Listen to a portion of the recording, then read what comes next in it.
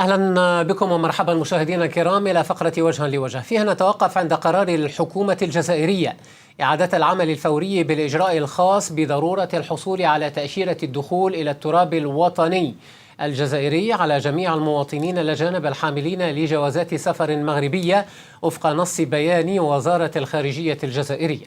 مع ضيفي في الاستوديو مشاهدينا الكرام الدكتور محمد بن خروف الناشط الحقوقي والباحث الجامعي. أهلا بك ومرحبا وشكرا جزيلا لك على تلبية هذه الدعوة. غيرنا الموضوع على عجل، كان من المقرر أن تكون معنا للحديث عن ملف الذاكرة والعلاقات مع فرنسا. نتحدث اليوم عن مسألة التأشيرات. أهلا ومرحبا.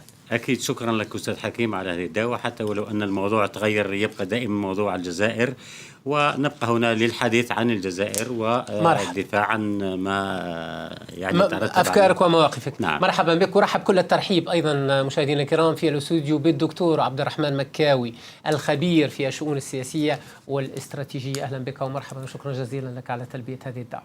شكرا أخي حكيم على الاستضافة، وتحية لزميلي بوخروف، وتحية لمشاهدي فرانس 24. مرحبا. وأن الموضوع يعني سندخل فيه بكل الموضوع. صراحة يعني يثير الكثير من الاستغراب والإعجاب. طيب سنبدأ بهذا الأمر فقط حتى نفهم ما حدث بالضبط. ما الذي برر لماذا هذا القرار؟ ما الذي برر أيضا هذا القرار من يستهدف تحديدا سيد بن خروف؟ ماذا عن هذا القرار؟ وهل هذا القرار لم يأتي من العدم. حتى الآن الجزائر كل ما قامت به من يعني من خطوات ومن مواقف منذ غلق الحدود في 1994 ثم قطع العلاقات الدبلوماسية في 2021، كل هذه كانت ردود أفعال وكانت رسائل من الرئيس عبد المجيد تبون نفسه، يعني حول ما يحاولون دائما افتعاله مع المغرب، وكانت مواقف الجزائر واضحة. اليوم الجزائر تعيش كما يعيش المحيط الخارجي بها تطورات سلبية جدا، تحولات سياسية خطيرة جدا يعيشها العالم، والمنطقة أيضا تعيش تحولات أمنية خطيرة جدا. وبالتالي فالمتتبع للشأن الإفريقي والشأن المغاربي يدرك أن كل محيط الجزائر يحترق، أن الجريمة المنظمة بدأت تتسع. نعم، على هذه النقطة لماذا أتحدث عن هذا؟ أنا آتي بالأسباب. وبالتالي فتكثيف الجريمة المنظمة، الهجرة غير الشرعية والنظامية، الأطنان من المخدرات التي تدخل إلى الجزائر، وأيضا الجماعات التي والسلاح الذي يهرب الآن من الجيران الجزائر الشرقية من ليبيا إلى مالي وإلى جنوب الجزائر. كل هذه الأمور جعلت من أن الجزائر اليوم أيضا نقطة هامة جدا، الجزائر وصلت إلى هذا القرار دون أن ننسى التطبيع الذي قام به نظام المغرب مع الكيان الإسرائيلي الذي لم تطبع معه الجزائر. وبالتالي أصبح من الخطر الآن أن الجزائر تؤمن حدودها وتؤمن حدودها أيضا من يدخل إليها، وبالتالي لجأت إلى هذه الخطوة وهو فرض التأشيرة على الأجانب المغاربة من يدخل إليها. وهذا القرار تم إعلانه عقب اجتماع المجلس الأعلى للأمن في الجزائر الذي يضم الرئيس عبد المجيد تبون، كبار القادة العسكريين ورؤساء الأجهزة الاستخباراتية. حتى أضيف سيد عبد الرحمن المكاوي على ما ذهب إليه سيد بن خروف. بيان الخارجية الجزائرية يقول يتحدث عن النظام المغربي الذي أساء استغلال غياب التأشيرة بين البلدين، انخرط في أفعال شتى تمس باستقرار الجزائر بأمنها الوطني. يعني ثمة اتهامات عديدة، شبكات متعددة للجريمة إلى غير ذلك، فضلا عما قاله هذا البيان عن نشر عناصر استخباراتية صهيونية وفق نص البيان من حملة الجوازات المغربية للدخول بكل حرية للتراب الوطني الجزائري. أثار استغرابك أنت هذا القرار اليوم؟ عندما قرأت بلاغ الخارجية الجزائرية فوجئت بالهرطقات والمغالطات التي تنشرها بدون مسوغ قانوني وبدون اعتبار واستغفال لعقلية الجزائريين. فإذا كانت هذه الشبكات التجسسية في الجزائر وشبكات التهريب وشبكات المخدرات والهجرة السرية المغربية داخل التراب الجزائري، فماذا يفعل 1,000,000 عسكري يا أخي حكيم للجيش الوطني الشعبي من جيش ودرك وشرطة في البلد. ماذا تفعل أو يفعل مليوني عميل ومخبر للمخابرات الداخلية والخارجية الجزائرية؟ ماذا تفعل الجيش ماذا يفعل جيش الحدود؟ جيش الحدود الذي حفر خنادق على طول الحدود المغربية الجزائرية. فهذا التفاف حول فشل الانتخابات الرئاسية، حول الصراع داخل أركان النظام ما بين جنرالات الرئاسة وقيادة الأركان وجنرالات المخابرات. هذا كذلك بعد الأرقام المزورة التي أثارت اشمئزاز الشعب الجزائري. نحن نخاطب العقل الجزائري والرأي العام الجزائري، فلا يمكن استغفاله بهذه الهرطقات. كل هذه الشبكات يعني أن المغرب يتوفر على جيش داخل الجزائر. طيب، ولكن ما تحدثت عنه هناك مليوني عميل يعني صراحة مليون حسب مصدر. عندي مصدر وعندي وتيتو. طيب أعود إليك سيد محمد بن خروف. تسمح لي تعقيب فقط بطبيعة الحال. ما قاله فقط ضيفي أنه لا دليل على هذه الاتهامات المرفوضة التي يطعن في مصداقيتها ضيفي، ويقول إنها محاولة لتصدير الجزائر لأزمتها الداخلية. وفي المغرب ثمة كثيرون يقولون ذلك. أولا ما يمكن أن أقوله له وحتى نحترم المشاهد الكريم أنه قال مليون عسكري جزائري ماذا يفعلون؟ هم أدرى ماذا يفعلون وليس هو من يملي عليهم ما يفعلون. الجيش الوطني الشعبي الجزائري مهمته دستورية واضحة منصوصة في الدستور، وهي حماية الوطن، حماية التراب الوطني من أي محاولة زعزعة استقرارها أو أمنها أو تخطي حدودها. هذه واحدة، وليس مليون بل أكثر من ذلك. وأحيي من هنا من هذا المنبر هذه المؤسسة التي تسهر على حماية الجزائر. ثانيا التي فشلت لم أقاطعك من فضلك لم أتفوه بكلمة وتركتك حتى وإن كنت لا أشاطرك الرأي. ثانيا نعم فقط على هذا فقط على هذا، وهو الذي وقع في الخطأ حالا حينما قال أن الجيش المغربي موجود في الجزائر. لا تقول شبكات مغربية، خليني أتكلم. الخارجية الجزائرية حتى لا نضيع الوقت. نعم. مختصر حتى يعني يتحدث عن تصدير أزمة داخلية. أجبني في هذه النقطة لأننا يجب الجزائر اليوم أقولها وأفتخر بقولها أن الجزائر اليوم ليست الجزائر التسعينيات التي كانوا يعبثون بها مثل ما شاءوا. جزائر اليوم ليست جزائر قبل 2019 التي كان يعبثون بها مثل ما شاءوا، وكانت لها مواقف واضحة تجاه يعني الشقيق المغرب. طيب حتى توظيف ما أو محاولة توظيف ما يحدث في الجزائر تمشي بخطى ثابتة في ترسيخ الديمقراطية، وانتخب الشعب رئيسه، والآن الممثل الشرعي للشعب الجزائري هو الرئيس عبد المجيد تبون، والمؤسسة العسكرية مؤسسة دستورية مهمتها واضحة هي الدفاع عن الوطن. سيد عبد الرحمن المكاوي طلب تحدث. لا سيد مكاوي حدثني أنا. الانتخابات الرئاسية التي اعترف بها الفرنسيون نتحدث عن التي قاطعها الشعب الجزائري بصفة كاملة. لا تقاطعني سؤال. لا لما أطرح عليك السؤال حتى يقطع. يا سيد مكاوي لما أطرح عليك السؤال حتى يقطع. والله العظيم صبرك علي. يعني نتحدث سيد عبد الرحمن المكاوي. سيد عبد الرحمن المكاوي تتحدث وأثرت أن البيان لم يقدم أي أدلة تدعم الاتهامات التي ساقها. في الأول من أيلول سبتمبر تقول الجزائر النيابة العامة في تلمسان أعلنت توقيف أشخاص عدة من بينهم 4 مغاربة بتهمة الانتماء إلى شبكة تجسس. الجزائر وفق المراقبين تخشى على أمنها، ترى أنه ثمة تصرفات وفق البيان تشكل تهديدا مباشرا لأمن البلاد، وتفرض هذا التبرير مراقبة صارمة للدخول والإقامة على التراب الوطني على مستوى جميع النقاط الحدودية. هل تتفهم أنت هذا القلق والله يا أخي هذا مضحك، لأن عودتنا المخابرات الجزائرية والإعلام الجزائري بفبركة وإنتاج الكثير من الدحدوحيات. فشاب كان يتجول في مدينة تلمسان قبض عليه وتحت الضرب والتعذيب أرغم على الاعتراف بأنه يعمل لصالح شبكة تجسسية مغربية. هذا معروف. الدحدوحيات في الجزائر تراكمت إلى درجة أن العقل الجزائري والعقل المغربي أصبح يكتشفها من الوهلة الأولى.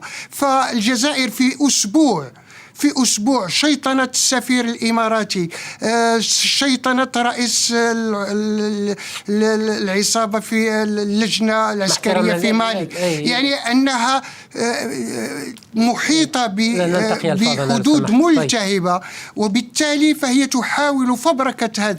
أما فيما يخص المؤامرات وترحيل المشاكل الداخلية نحو المغرب، خشيتها من التقارب ما بين المغرب وإسرائيل، خشيتها، ولكن هناك علاقات تحت الطاولة بين إسرائيل والجزائر. لا تعتقد هذا. نعطيك مثل. أعطيني مثل واحد. أعطيها لك. الاجتماعات التي عقدت بين ضباط الجيش الوطني الشعبي الجزائري والضباط الإسرائيليين، وين انت رسمتهم؟ عرب الصور منصور طيب لا دليل على هذا؟ لا موجود. هناك الدليل الحكيم. هم يتهربون من الحقيقة. هناك يتهربون من الحقيقة. يستغفلون الشعب الجزائري الذي تعود على الدحدوحيات. طيب فقد قيل الكثير ولكن دون إقامة عليه حتى الدليل في هذه الحلقة، يعني حتى هم عمال كانوا يعملون في البناء وفي الفلاحة فاتهموا بالجوسسة. فأين هي الأدلة؟ أين هي الحجج؟ هذا القرار حتى الآن ننتظر. إنهم يحضرون لترحيل. سأتي لهذه النقطة لو سمحت. الآن المشكلة الآن أنه هذا يعتبر منعرج، يعتبر تصعيد، يعتبر رد من الجزائر ربما بدرجة أعلى. في المغرب البعض اعتبره حتى قطع لصلة الرحم حتى بالنسبة للروابط الاجتماعية والعلاقات القوية بين شعبي البلدين. هذا هو ما أقصده. ما هي التداعيات من وجهة نظرك الممكنة على هذه النقطة تحديدا، على حركة التنقل، على العلاقات أيضا بين البلدين الذي تدخل في منعرج مختلف تماما، ربما درجة تصعيد كبرى، البعض يتحسب ربما للأسوأ. سأتي مع ضيفي على هذا الأمر، وحتى التداعيات على المنطقة. الجزائر لو لم تراعي القيم التضامنية وقيم الأخوة بين الشعبين المغربي والجزائري والعائلات والأسر المشتركة والحفاظ على حرية التنقل، أقولها جيدا، لفرضت هذه التأشيرة منذ يعني أن قطعت العلاقات الدبلوماسية، لكنها منذ غلق الحدود ولم تفرض على الشعب المغربي التأشيرة. فرضت حينما بدأ المطبعون يأخذون جوازات سفر مغربية ويسافرون بها إلى الجزائر. ومن هنا من فضلك مرة ثانية أوقفت مصالح الدبلوماسيات هنا العديد منهم وهناك. بالهدوء تناقش، لكن بالهدوء. يقول لك أين طيب الدليل؟ الكل يسأل عن الحجج. أن الجزائر لو لم قلتها في البداية، الجزائر حتى الآن كل ما قامت به هي ردود أفعال. لو لم تكن هناك جماعات اكتشفت في الجزائر مثل ما أشرت إليها في البيان الذي صدر عن وزارة الشؤون الخارجية والذي صدر بعد مجلس الأمن تحت رئاسة الرئيس عبد المجيد تبون لدراسة هذه القضايا كلها، لما أخذت هذا الموقف. لأن الجزائر اليوم وصلت إلى قناعة بأنها مستهدفة من كل ناحية. اليوم أصبح الخطر على الحدود المغربية الجزائرية أكثر من أي وقت مضى. لماذا؟ لأن هذا النظام الذي استعان بالكيان الصهيوني الذي يذبح ويشرد ويقتل هناك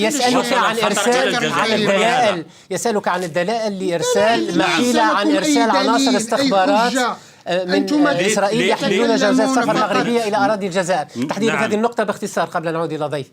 يقول لك أين الدليل؟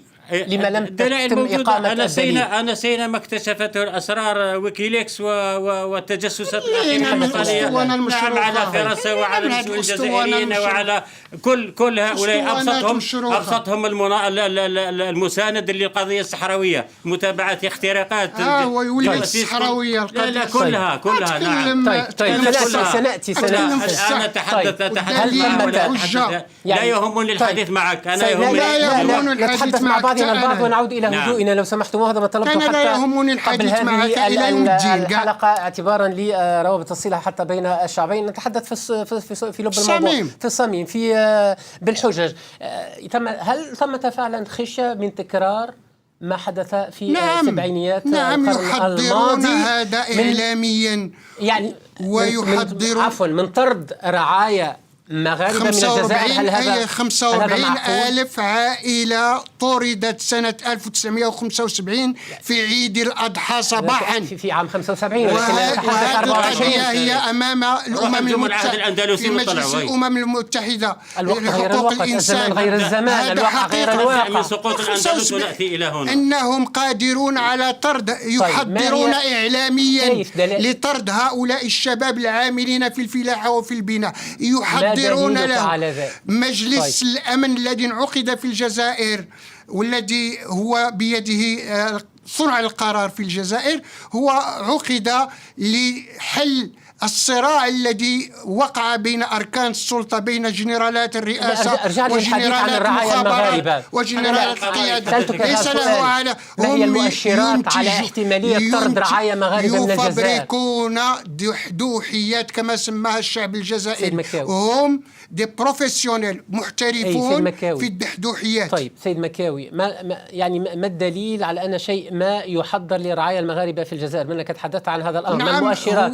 هذا يجري الحديث في المغرب عن هذا الأمر، ولكن أود أن أفهم ما هي المؤشرات والدلائل على ذلك. بدأ جرد أسماء الشباب المغاربة والعائلات المغربية المتواجدة في الجزائر وخاصة في المنطقة الغربية، وهذا دليل على أنهم يحضرون لشيء ما. هم دائما يبنون أطروحاتهم بناء على مؤامرات وإعلام يغطونها بدحدوحيات ليقفزون إلى طرد آلاف الأبرياء.